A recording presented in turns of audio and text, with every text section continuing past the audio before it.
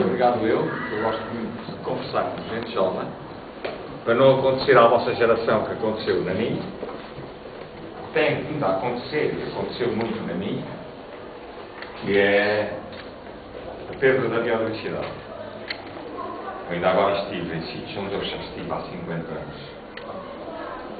E quando fui acampar nesse sítio, sabe, eu quero acampar num sítio onde eu estive a acampar há 50 anos, mas eu não tenho receio dos leões, dos elefantes, nem dos burros, nem nada no acampamento. Só os elefantes é que tenho mais receio, porque eles, quando vão andar, ficam num prego da barraca, vai barraca, vai. Ah, mas já não há leões, já não há burros. Quer dizer, já não encontrei a biodiversidade que lá está, os elefantes ainda lá estão. E porquê? Porque a perda da biodiversidade é arriscada. Nós não vamos conseguir viver na gaiola onde estamos metidos sem as outras espécies cá estarem.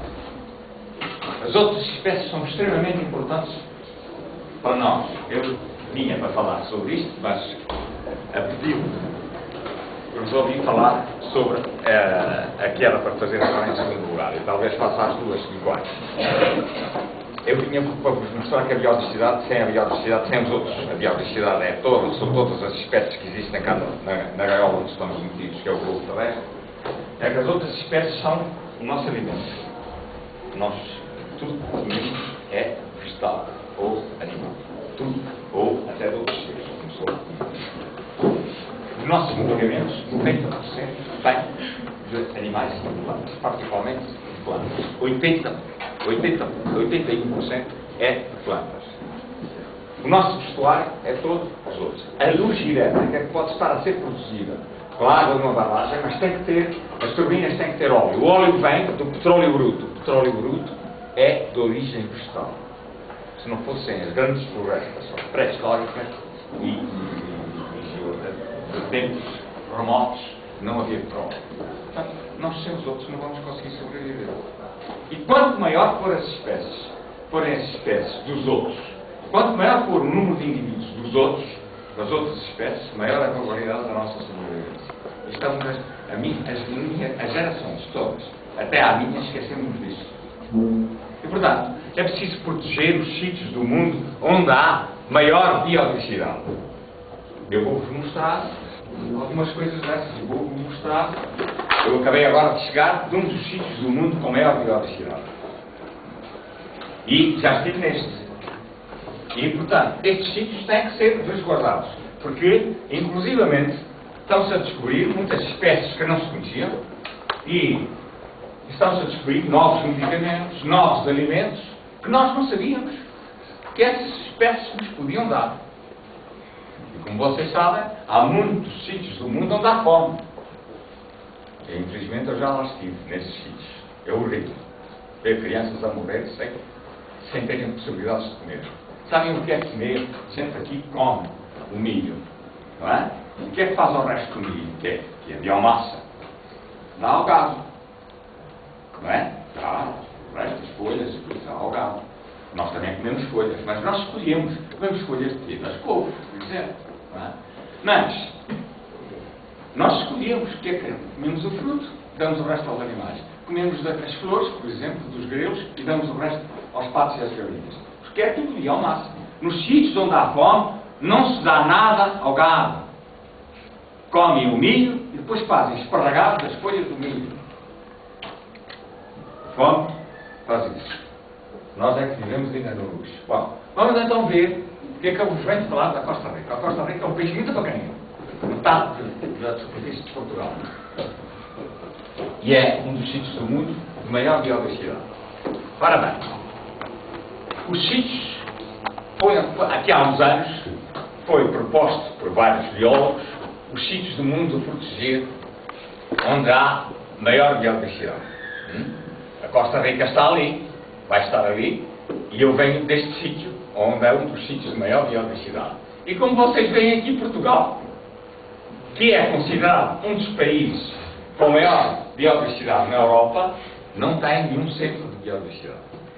E, por exemplo, agora, esses são um mapa onde há as zonas de maior biodiversidade, estão ali, e, se vocês repararem, muitas estão aqui à volta da zona do Equador, onde está a Amazónia, onde está isso tudo, não é?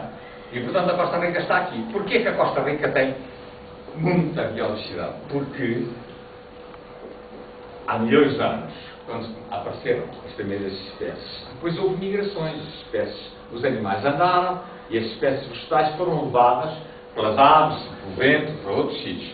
E isto aqui é um corredor entre a América do Norte e a América do Sul. E, portanto, houve muitas espécies que foram para ali, que iam para a América do Norte e ficaram ali. Depois as que vinham da América do Norte ficaram ali. É por isso que a Costa Rica é um dos sítios de maior biodiversidade. E porquê que este sítio aqui é um dos sítios de maior biodiversidade quando até tem desertos? Pois é que tem muitos ecossistemas, tem desertos, tem estepes, tem floresta, tem montanha. E por isso é que dá muita biodiversidade. A nossa montanha, o máximo que temos são 2.000 metros. Não é? São 2.000 metros. Costa Rica tem montanhas mais altas. Vamos ver. Portanto, estes são os principais zonas do globo, os principais biomas, quer dizer, ecossistemas. Por exemplo, aqui, isto é tudo uma floresta que está à volta do Círculo Polar. Toda esta vai aqui à volta, que se chama taiga. Aqui está a floresta temperada, que são os carvalhais, que estão por aqui e estão por ali. Aqui são as formações mediterrânicas, como, por exemplo, a que está na Rábida, por aqui fora. Aqui isto tudo tinha floresta que já não tem, porque a gente já destruiu, não é? E por aí fora. E depois aqui, esta é a zona dos desertos. Esta aqui é as zonas do globo de maior biodiversidade, um bocadinho acima e abaixo do Equador, que são as florestas tropicais de chuva. Está sempre a chover nessas florestas. Nessas florestas está sempre a chover. Eu vou-vos explicar daqui a bocado porque é que nessas florestas está sempre a chover, mesmo que não haja nuvens no sol, no céu, está sempre a chover lá dentro. É uma coisa esquisita, não é? Ora bem, nessas florestas a biodiversidade é muito grande. Eu vou-vos dar só aqui este pequeno exemplo dessas duas experiências feitas por este senhor, que se chama americano, e este senhor italiano, o Edward Wilson e o Terry Hunt. Nós sabemos que existem cerca de 3,5 milhões de espécies. Quer dizer, espécies que a gente descreveu têm nomes científicos. Sabem que as espécies todas têm nomes científicos em latim. A nossa espécie é Homo sapiens. Não é? Pronto. E então ele foi à floresta da Amazónia, da Bolívia, e pulverizou uma área com um inseticida biológico, não é? Biodegradável, e depois foi contar as espécies. Foi só contar. Não interessou se eram novas ou não eram. Esta espécie tiverem isso, é diferente desta, contou-as, fez um cálculo, e ele calculou que só nas florestas tropicais de chuva, floresta em latim é silva, já ouviram falar na Laurisilva da Madeira, é uma floresta que tem muitas plantas da família do loureiro, e estas florestas de chuva em latim é pluvia, um pluviômetro é um aparelho para medir a chuva. Portanto, estas florestas chamam-se pluvicilva, está sempre a chover lá dentro. E então, ele contou e calculou, só nessas florestas, só na pluvicilva há 30 milhões de espécies. Nós só conhecemos 3 milhões e meio. E este senhor aproveitou esta experiência e fez o seguinte: ele estuda formigas, é um microbiologista. Estuda formigas e foi pulverizar uma árvore e contar as espécies de formigas que lá estavam. Contou cerca de 41 espécies de formigas. Ele é britânico, quer dizer, da Grã-Bretanha. A Grã-Bretanha é a Inglaterra, o país de Gales, a Escócia e a Irlanda. Não tem 41 espécies de formigas que estavam só numa árvore. Não é? Só numa árvore. Hoje sabemos que no mundo devem existir para cima de 50 milhões de espécies. Nós nem 4 milhões conhecemos. E parece que são espécies pequenas. Sim, já vamos ver que há muitas espécies microscópicas que a gente ainda não conhece. Mas não são só isso. Eu, por exemplo, em 94, quando estava no Vietnã, soubemos que tinha sido descoberto numa floresta do Laos, que faz fronteira com o Vietnã, um antílope numa espécie nova para a ciência. Um antílope é maior que uma cabra. Portanto, não são espécies pequenas que não se conhecem. Depois, os zoólogos foram observar se é capaz esse antílope existir também na floresta. Se a floresta faz fronteira com o Vietnã e continua no Vietnã, vamos ver se na parte do Vietnã está lá o antílope. Descobriram que estava lá um, mas era uma espécie diferente. Descobriram em 95 e descreveram em 97. Depois, continuaram a estudar os antílopes e viram que no Vietnã havia outra espécie nova para a ciência. Não é? Depois, na Birmânia, outra espécie nova para a ciência. Em 98, como vocês estão a ver, há coisas que ainda não se conhecem. Por exemplo, agora, na Amazónia descobriram em 2002 este macaco, que era uma espécie nova, mas depois estiveram com muita atenção e viram que, afinal de contas, não era só uma espécie que lá estava, eram duas, muito parecidas, duas espécies novas para a ciência.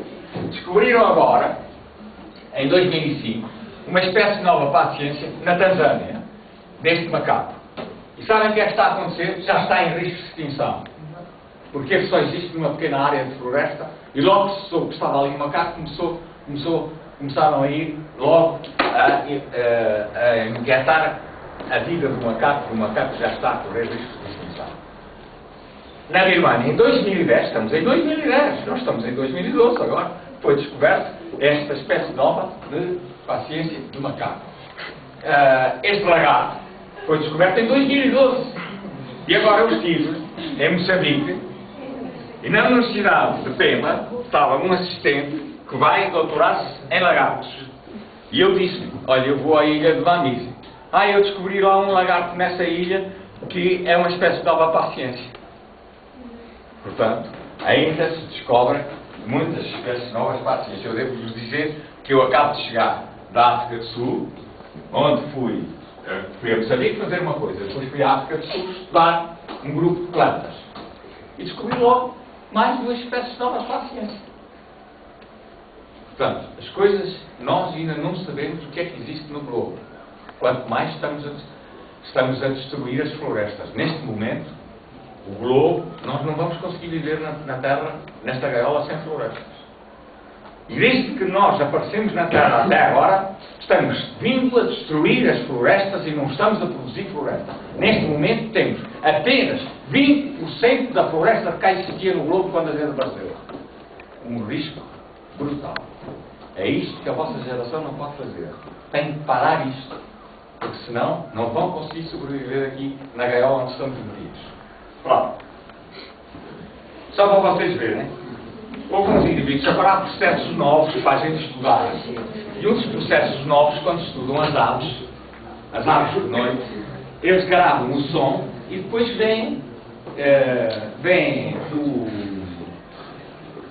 estudam o som. Como vocês sabem, o som tem ondas, não é? E foram estudar as ondas e estas ondas não são iguais à daquela. E foram ver que cada ilha, à volta de Mindanao, é um dos sítios onde eu quero ir, cada ilha tem uma espécie nova de coruja. Descobriram, em 2012, 8 espécies novas de corujas, uma em cada ilha. Que eles jogavam, que eram todas da mesma espécie. São um bocadinho parecidas. Por exemplo, esta é muito parecida com esta. Mas são espécies diferentes. E descobriram-no pelo piar. Eles começaram a desconfiar assim. Eu conheço um senhor, um professor da Universidade de Lisboa, que estuda cigarras, e um dia estava de férias no Algarve e começou a ouvir uma cigarra. Esta cigarra é diferente das cigarras que eu. Só pelo som, ele descobriu que era uma espécie diferente. Aliás, há pessoas que conhecem, os ornitópolis, as pessoas que estudam aves, conhecem as aves pelo chilrear. Outras. E agora, para vocês não verem, há coisas brutais. Em 1994, um senhor resolveu fazer rapel e desceu uma escarpa e descobriu esta árvore que só se conhecia como fóssil, há 500 milhões de anos. E ele ficou, felizmente ele sabia alguma coisa de biologia, e disse: parece-me que isto é aquela espécie fóssil que a gente estava a estudar. Foram estudar, foi um género novo, Valénia do Val, onde foi descoberto, nobilis, porque só se conhecia como fóssil, há 500 milhões de anos, afinal está vida. E tem pinhas femininas e pinhas masculinas. Por exemplo, nas Ilhas Comores, descobriram-se novas espécies, não é? E, por exemplo, na ilha de Madagascar, descobriu-se um género novo, que só esse género tem 5 espécies diferentes. 1, 2, 3, 4, 5. Bom, vou andar de frente. E agora, para vocês verem uma coisa muito engraçada. Há plantas que, para darem flor, demoram muitas dezenas de anos. Eu tenho lá uma planta, no Jardim Botânico, na estufa, que colhi há 50 anos, numa montanha do sul da Tanzânia. Está lá, trouxe-a pequenina, já está grande, e ainda não sei se é masculina ou feminina. Eu sei que ela vai ser ou masculina ou feminina, ainda não sei porque ainda não me deu flores. Há 50 anos.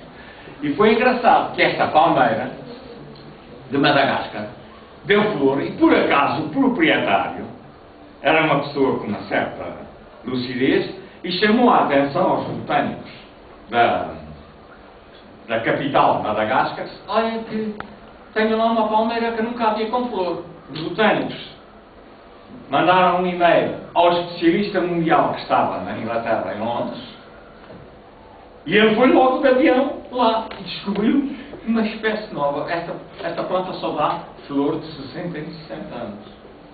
E quando dá flor, é muito engraçada. Dá flor, esta palmeira dá flor e todas as palmeiras dão coco. E depois dá uns coquinhos. E como dá muito coco, eu costumo dizer que as plantas são como nós quando nascemos, as nossas mães têm que nos dar de mamar, até a gente poder começar a comer. E nas plantas como é que fazem? As plantas dão de mamar aos seus filhotes, ao embrião, antes deles saírem. Fica na semente ou no fruto, a quantidade de comida que ele vai precisar para depois produzir raiz, caule e dar as folhas para depois produzir o seu alimento. Ora, como ela dá muitos filhotes, muitas flores, muitos frutos, morre esgotada. Porque deu. Tem muitas flores e muitos frutos, morre esgotada. Eu vi uma palmeira destas, de outra espécie, em Timor. Sabem que isto não são folhas. É a quantidade de cocos que estão ali na minha mão que ela deu. Ela dá tanto coco que morre. Morre, só. Aliás, vocês conhecem. Isto depende do número de frutos e a minha mulher, que não é da biologia, é da área da justiça, mas tinha aqui este ano. Esta laranjeira deu tanta laranja o ano passado e este ano quase que não tem laranjas. O que é que tu queres? Esgotou-se. E este ano está a descansar, está a produzir para ter leite para o próximo ano.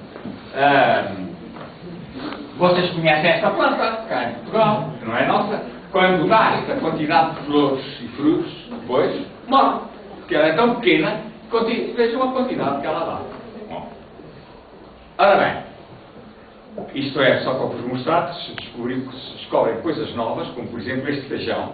É uma espécie nova que se descobriu que um prato deste feijão e um prato com um bife, o prato deste feijão tem 6 vezes o teor de proteínas do que um bife. Comer um prato deste feijão é a mesma coisa que comer 6 bifes.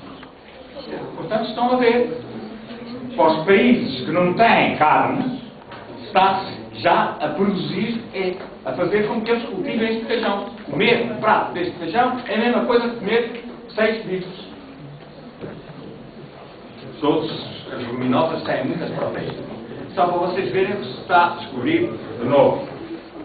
E só para vocês não pensarem que isto é só lá fora, isto aqui foi no Mar Báltico, há um camarãozinho.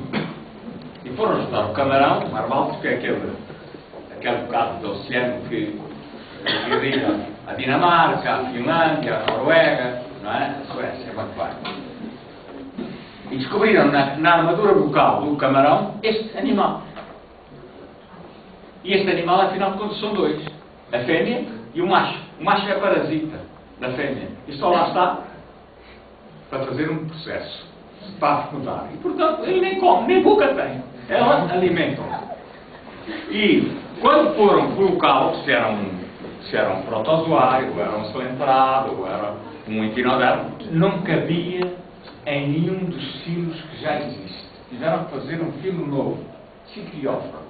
Portanto, é tão desconhecido que foi preciso fazer uma divisão nova. Pronto. Aqui, só para vocês verem que não é só lá fora, uma rapariga que estava a estudar, a fazer o seu doutoramento na Ria da Aveiro, descobriu este verme novo de paciência. E agora, um rapaz que andava a estudar aranhas, lá em Coimbra, disse-me um dia assim, descobriu uma aranha, uma espécie nova, no Jardim Botânico. Uma espécie nova de aranha no Jardim Botânico. Como ele era ainda estudante, ele viu que eu estava a desconfiar e disse, não, eu já mandei ao especialista chefe. É realmente uma espécie nova. Ele continuou a estudar aranhas e continua a estudar. Descobriu logo outra espécie nova em Sintra. E agora está nos Açores, está a descobrir espécies novas de aranhas. Portanto, só para vocês verem que ainda nem aqui se conhecem essas espécies todas. Bom.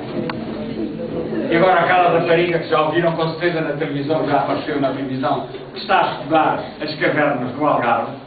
Cada vez que lá vai, descreve uma espécie nova para a ciência, que não estavam estudadas.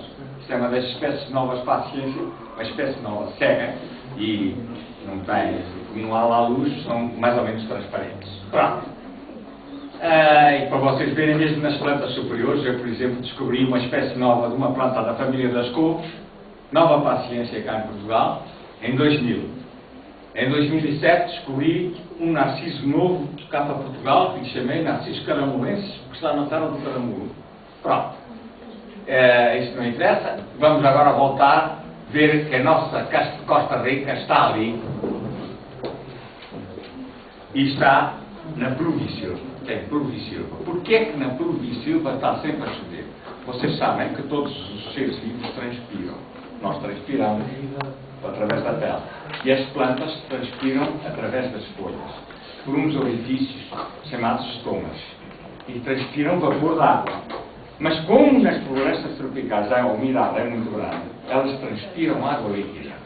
E os pontos por onde elas transpiram não se chamam estomas, chamam-se hidáturos, porque transpiram água líquida. E como lá há árvores de 80 e 100 metros de altura, com folhas de 10 e 15 metros, uma folha de 10 metros de comprimento a pingar cá para baixo, está sempre a chover cá em baixo. Porque uma árvore não tem só uma folha, tem muita. Está sempre a chover, sempre a chover. Estão a ver aqui dados. E portanto, a umidade é brutal. Eu, por exemplo, estou aqui a 2000 metros e a floresta é tropical, que estou junto ao Equador. E quando esta água, quando escorre, vai, depois, se por acaso há montanhas, há estas quedas de água. Se não há montanhas, se a floresta é plana, vê-se que os rios formam meandros, como é o Amazonas. Portanto, muita água. Há muita água porque está sempre a chover. E as árvores, eu estou aqui, esta fotografia foi tirada há 50 anos, é a árvore, é a mesma espécie que eu tirei agora aqui, há 2 anos, nesta, só para vocês verem, que são muito diferentes das nossas. Essas árvores não têm ramos, só têm ramos lá em cima. Como é que elas fazem? Já vamos ver. As nossas árvores não são assim. Sem ramos, só ramos lá em cima. As nossas árvores começam a ramificar cá em baixo, assim. São diferentes, olha. Desculpem. O castanheiro, o carvalho, o castanheiro, não têm troncos assim. Chegam a ter troncos de 80 metros sem ramos. Depois os ramos lá em cima fazem 100 e tal metros. Como é que elas fazem? Ora bem, estamos aqui no esquema de uma floresta dessas. Praticamente não há ervas. Porquê? Não tem luz. Todas estas copas tapam aquilo e não há luz. Quando eu disse uma vez a um jardineiro que eu dei como prémio ir comigo a uma floresta dessas e disse: você leva uma máquina com flash, porque não consegue tirar fotografias lá dentro. Está muito sol, você não vai ver lá dentro, já vamos ver. Portanto, não há. E o que é que faz com... O que é preciso para que uma semente germine? água, não é? Água. E como está sempre a chover, porque os nossos agricultores sabem, quando semeiam, têm que regar ou têm que chover para que as sementes nasçam. E como ali está sempre a chover, as sementes nascem logo e depois param. Isto tudo está parado. Porque não tem luz. Quando um monstro destes cai, e a luz, e aparece no sol, bate nestas plantinhas, as hormonas imediatamente começam a funcionar, as hormonas de crescimento, é a altura de crescer. E têm que crescer e não podem perder tempo. Então têm que crescer e não produzir ramo nenhum. Vão perceber porque é que elas não têm ramos no tronco. Têm que crescer rapidamente até atingir o nível onde está luz. Nasce não, crescem muitas. Porque elas estão nascidas aqui. Eu nunca apanhava com flor e fruto porque elas estão lá em cima. E depois, as lianas são trepadeiras que só têm a flor e o fruto lá em cima. Porque aqui não vale a pena ter folhas. E agora, estas florestas são florestas por andares. Porque estas aqui, e estas são as plantas que vivem sobre as outras. Porquê? Porque é que elas estão lá em cima? Porque aqui embaixo não tem luz. E como é que elas chegam lá em cima? As sementes delas são microscópicas e voam com o vento e vão ficar lá em cima nas ranhuras das árvores. Há árvores que vivem sobre outras árvores. Agora vocês suponham que há um macaco que gosta dos frutos destas árvores. Então o macaco anda aqui. Mas há outros, por exemplo, estas também dão frutos, e então estes pássaros vivem naquele andar. Então estas florestas têm também, são por andares. Não é? Isto é um macro-habitat, e os andares são minor-habitats, e uma árvore destas tem sobre ela outros seres vivos, não é? Outras plantas que se chamam epífitas, e algumas a gente não vê, que são microscópicas, outros são líquenes, são musgos. Então, cada árvore tem bocadinhos, pequenos espaços, onde estão outros seres vivos, chamam-se micro-hábitats. Então, nós temos o macro-hábitat, os minor-hábitats por andar, e os micro-hábitats, que são pequeninas áreas, ou na folha, ou na casca das outras árvores. Muito bem. Agora vamos ver que aqui há pouca luz. Aqui há mais luz, aqui há mais, e aqui há muita luz. É como no mar. Como vocês sabem. Só para vocês verem um bocadinho dessa floresta, não é? Tudo cheio de lianas. Isto aqui não tem folhas nenhumas, não é? E os troncos direitinhos. As lianas, depois de chegarem lá em cima, desenrolam-se, que é para não serem muito compridas para levar a água. Eu tenho que andar depressa. Ora bem, então aqui, sabem a que horas foi tirada esta fotografia na floresta da Amazónia do Peru? Meio-dia. Ao meio-dia tiraram esta fotografia. Estava escuro. Né? E está aqui o tronco da árvore. E cá estão as epífitas. Em cima das árvores estão sempre outras plantas e outros seres vivos. Muitos. E então agora vocês têm aqui a Costa Rica. E aqui está Portugal. A Costa Rica, que tem o Oceano Pacífico e o Oceano Atlântico. Portugal e a Costa Rica. A Costa Rica é cerca de metade de Portugal, mas tem mais quilómetros de costa do que nós. Tem altitude máxima 3.800 metros, quase 4.000. Bom, tem 10.000 espécies de plantas. Nós temos 3.300. E somos o dobro. Eles têm 250 espécies de mamíferos. Ali, nós só temos 70. Eles têm 894 espécies de aves. Nós temos 220. Eles têm 194 espécies de anfíbios. Já vamos vê-los. Há mais relas na Costa Rica do que em todo o mundo junto. Mais espécies de relas. Tem 1.250 espécies de borboletas, nós temos 130. Bom, porquê? Porque eles têm muitos, não é só floresta tropical, tem muitas espécies de ecossistemas. Por causa de estarem ali no meio dos dois continentes. E é um país cheio de reservas. Este aqui é um bocadinho complicado, mas vocês aqui já podem ver. 6 parques nacionais, nós temos um, e de reservas. Reservas marinhas e reservas dentro do país. E como ele é pequeno, eu fui a muitas. E depois tem a Flor Nacional, que é uma coisa que nós ainda não temos. Vou ter uma reunião depois da manhã, porque já fiz a proposta, para nós termos uma Flor Nacional. Já fiz a proposta de qual vai ser, qual seria a flor. Já temos uma árvore nacional, só a partir do ano passado, deste ano, que é o sobreiro. Tem uma árvore nacional, que até tem uma província com o nome da árvore nacional. Nós não temos, a nossa província, a nossa árvore nacional é o sobreiro, mas não temos nenhuma província que se chame a sobreira. Não há.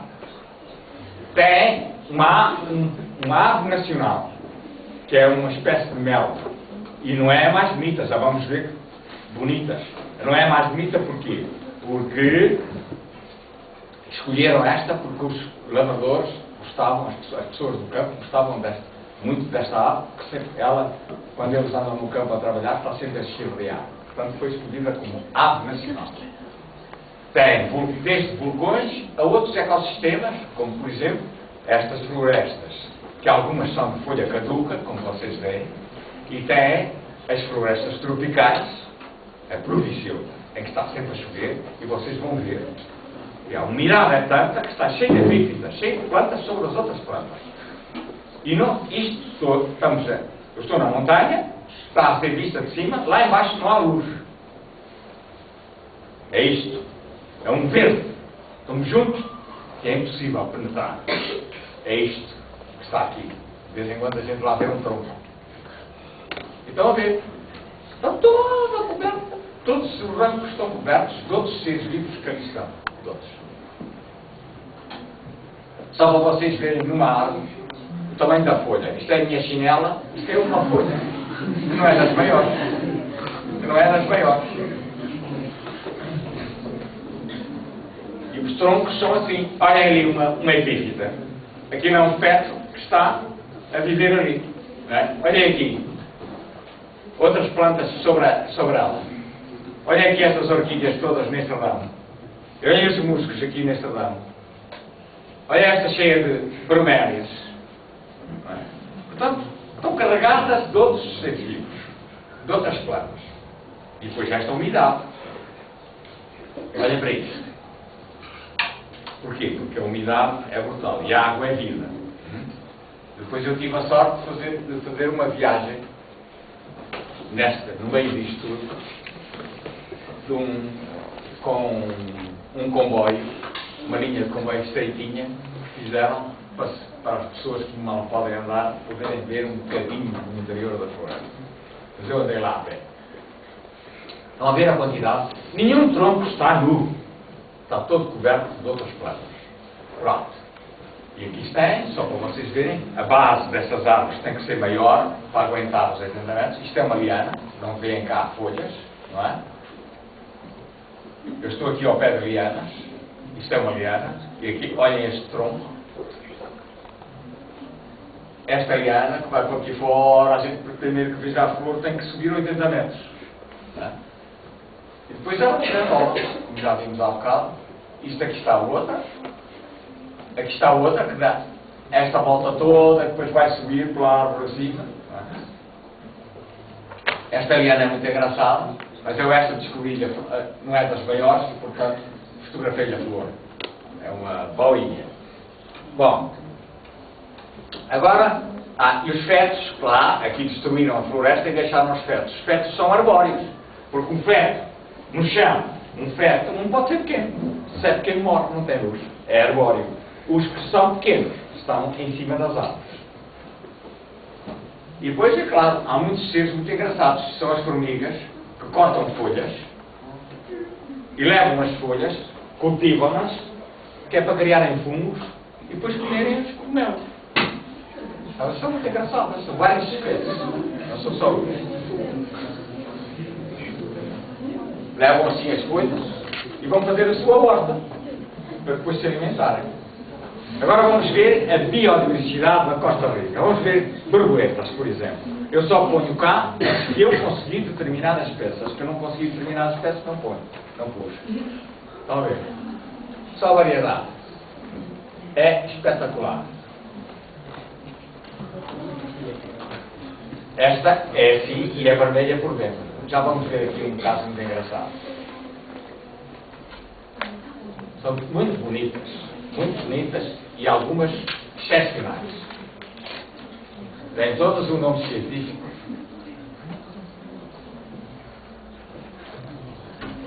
Só para você está na pasta à vista. Muito bonitas. Esta é muito engraçada. Porque esta é assim, mas por dentro tem outra cor. Na parte de dentro da asa. E esta também. Esta aqui são duas. Estão no ato sexual. Uma está virada para cá e outra está virada para ali. Se vocês repararem, a parte de dentro é azul. E quando ela está com as asas abertas, o que é difícil de apanhar, ela é azul. Não parece a mesma espécie, mas é. E estas são de asas transparentes. Só têm uma célula de espessura. São completamente transparentes. E ano passado foi um postal de boas peças. Completamente transparentes. Está-se a ver a flor do outro lado. Aqui está outra transparente. Outra transparente. E também há lá fetos transparentes, mas nós também temos. Este, por exemplo, este é um feto que nós temos transparente. Só existe num pequenino sítio no norte de Portugal. Há líquenes que não parecem líquenes. É uma massa mucilaginosa, não é? Mas é um líquen, isto é um líquen deste grupo. Desculpa, deste grupo. Ora bem, já vimos que a luz penetra de uma... Aqui há menos luz do que aqui, do que aqui, do que aqui. É a mesma coisa que no oceano. No oceano, este é o espectro da luz. Nós sabemos que as radiações violetas e ultravioletas são as que penetram mais profundamente. E as que penetram menos profundamente são as vermelhas. Portanto, no oceano, o que penetra mais fundo, o que vai mais fundo, são as radiações ultravioletas. Então, os seres vivos que estão mais fundo para aproveitar a energia têm a cor complementar do espectro, que são vermelhos. Por exemplo, no mar, as algas que estão mais fundo são vermelhas, depois castanhas estão, e as verdes estão cá em cima. Portanto, é o contrário do espectro. Na floresta é a mesma coisa. Vamos ver estes seres vivos que existem em tudo que é casca de uma árvore e nas folhas, são microscópicos. Tem isto aqui é do tamanho, mais ou menos, do ponto que a gente faz com a caneta. São microscópicos. São esporanjos. São esporanjos, dão os poros, deviam ser plantas, mas não são, porque se movem-se, e se movem deviam ser animais, e não são, porque dão os poros. Portanto, é uma coisa que a gente não sabe o que é, que se chama microsomicetos, está nos protistas. E porquê que eles se movem? Porque eles, como não são verdes, não são capazes de fazer a fotossíntese. Então, como é que comem? Quando encontram uma bactéria ou um vírus, envolvem e digerem. Portanto, são controladores das bactérias e dos vírus. Quando a gente deita abaixo uma árvore, deita abaixo milhões destes seres vivos e liberta milhões de bactérias que podem provocar doenças novas. Bom, como eles existem em tudo que é tronco, não, os que estão mais cá em baixo, que cor é que têm que ter? Como no mar. Quais cor é que têm as algas que estão cá em baixo? São vermelhos. Depois são laranjas. Depois são castanhos. Depois mais acima, amarelos. Desculpa, andei depressa. Amarelos. E depois os azuis e violetas. Vamos ver agora as flores. As flores das plantas que estão cá mais abaixo são vermelhas e grandes. Grandes porquê? Porque os insetos não veem vermelho.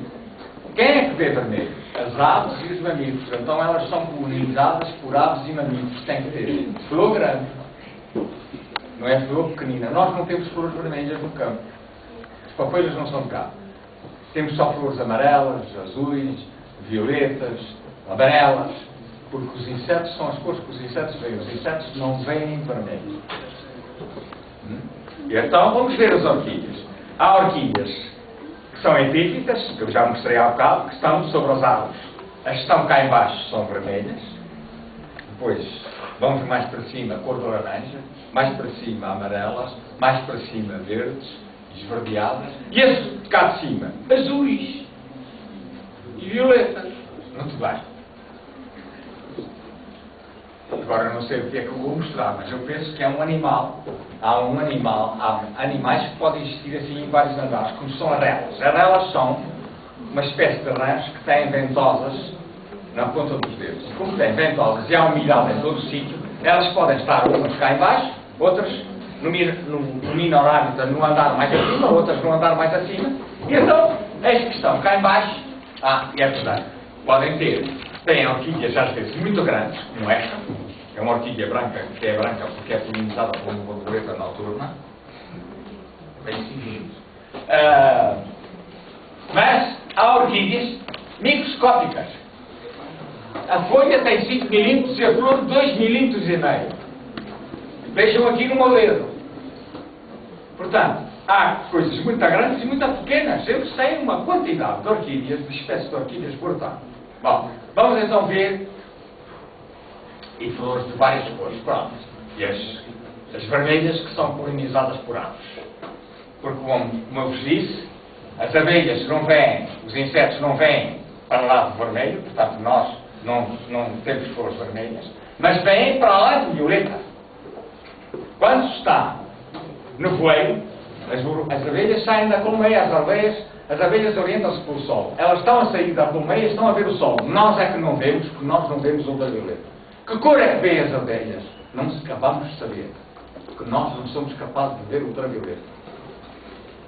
E há uns animais que vêm para além do vermelho, que é a cor quente. Para além do vermelho. E sabem quais são? São os animais que têm que ver à noite. Porque de noite, o vermelho pode-se ver, que são as cobras. As cobras noturnas vêm para além do vermelho. Que cor é que elas vêm? Nunca vamos saber. Que nós não vemos. Não percebido? Ora bem, é por isso que o nosso campo são assim. As flores do nosso campo são assim. Das nossas montanhas, dos nossos campos são assim. Dessas cores, nunca vermelhas. E lá, vermelhas. E muitas vezes são as folhas que são vermelhas, que é para o pássaro ao longe ver. Para as folhas. Vocês agora têm uma planta aí no Natal, não é? São as folhas que são vermelhas, que é para atrair. Olha estas, desculpem. Estas. As folhas enormes, as flores estão ali, mas as folhas, que é para a ave, no meio daquela confusão, as ver. E algumas são muito, as helicórias são lindíssimas. A flor está ali. Isto aqui é para atrair o colibri. E depois tem os tubos. As pétalas são muito duras, porque o bico de uma ave é córneo e a tromba de um inseto não. Portanto, estas flores são duras. Já vamos ver, só para mostrar aqui algumas helicórias. Esta é lindíssima, eu nunca tinha visto nenhum com esta. Lindíssimas. Pronto. E como vocês veem, estas são as que estão cá em baixo. Tem que ter estas flores. Aqui agora vamos ver os polinizadores de lá, que são os colibris. São um espetáculo. É muito fácil fotografar colibris. Basta aspergir a flor com um bocadinho de água açucarada. Não é? São espetaculares. Estão todas espécies diferentes que eu vos estou a mostrar. E as flores sempre ali. Reparem no bico e no tubo da flor. Está tudo adaptado. Sempre vermelhas. E eles depois têm umas cores na parte ventral e outras cores na parte dorsal. Isto é uma espécie de maracujá, mas é um maracujá com pétalas vermelhas. São muito bonitos. Olha, este tem um azul, uma coisa brilhante, uma coisa impressionante. Olha, estão a ver? A flor está perfeitamente adaptada. Há alguns sítios em que o colibri existe com aquela flor, só existe naqueles sítios. A espécie de plantas e o colibri só existem naqueles sítios.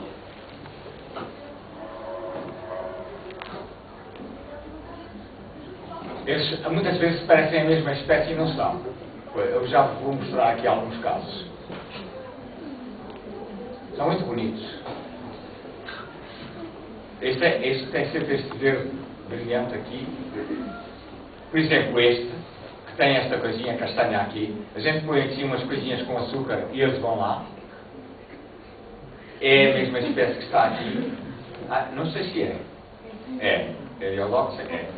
Que tem esta coisinha branca ali. Mas estes já têm estas duas coisinhas brancas. É outra espécie. Nem é o mesmo género. E estes já é outra espécie.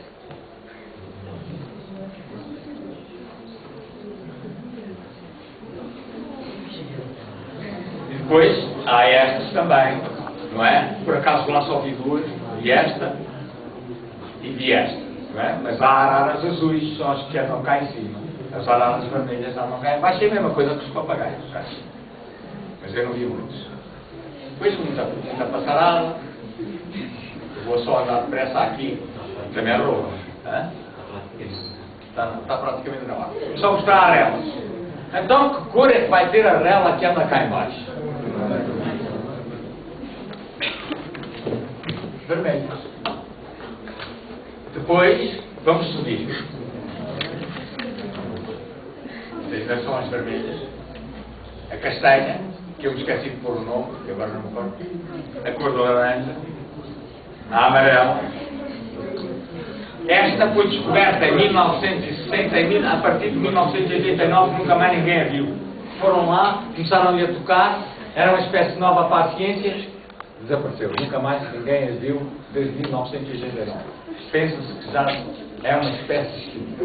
E foi descoberta em 1960, naquela reserva. Os verdes. E a cá de cima, como é que cor é que vão ter? Esta é muito engraçada e ápisa. São as verdes. E agora as azuis. As azuis.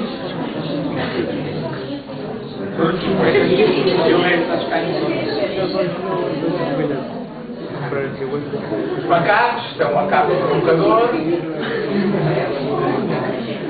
E agora só quero mostrar uma espécie que me encantou ver, que foi a preguiça. Há 4 espécies de preguiças na América.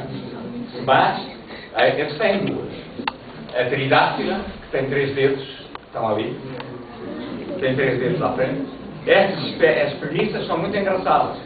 Estão sempre na árvore, mas vêm uma vez por semana ao solo, urinar e evacuar. Depois vão-se embora outra vez. Faz isso uma vez por semana. Eu tive a sorte de apanhar uma na altura de ficar lá. Depois, lá foi ela, fez o seu serviço e foi-se embora. Sempre a olhar para mim. É exato. E elas têm. É muito engraçado que elas mantêm estes pelos limpos. Reparem que está esverdeada. Está esverdeada porquê? Porque elas têm os seus pelos, ou são assim, ou têm essas concavidades, porque têm sempre lá uma alga. Tem lá sempre uma alga que faz a fotossíntese, ainda não sabemos qual é o papel da alga, mas o que é certo é que os pelos delas estão adaptados para terem umidade, terem concavidades, com umidade para elas terem alga.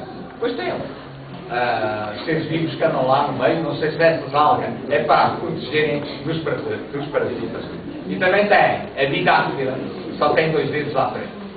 Não é? Só tem 2 dedos. Pronto, eu vou ficar por aqui com a águia, que às vezes também é o predador mais perigoso que elas têm. Não é? Pronto, muito obrigado.